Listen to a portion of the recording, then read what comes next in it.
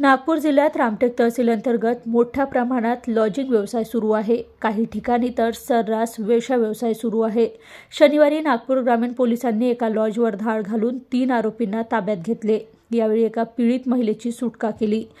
रामटेक पोलिसांना गुप्त माहिती मिळाली होती की मौदा टी पॉइंट किड्स कॉलेजच्या बाजूला RS लॉजमध्ये ग्राहकांना रूम उपलब्ध करून पीडित महिलाकडून देहव्यापार सुरू आहे। त्यावरून पोलिसांनी हॉटेलची तपासणी केली असता हॉटेल चालक कृष्णा घनश्याम वरठी चारगाव तालुका रामटेक व हॉटेल मालक राकेश केशव साखरे राहणार चारगाव तालुका रामटेक व मदतनीस स्वप्नील राजकुमार हिंगोले झेंडा चौक रामटेक हे अनैतिक देहव्यापारास मदत करताना आढळले। रामटेक पोलिसांनी आरोपी विरुद्ध गुन्हा दाखल केला असून एका पीडित महिलेची सुटका केली। घटनास्थळावरून 44,900 रुपयाचा मुद्देमाल जप्त करण्यात आला। आरोपी अटकेत असून पुढील तपास रामटेक पोलीस करीत आहे।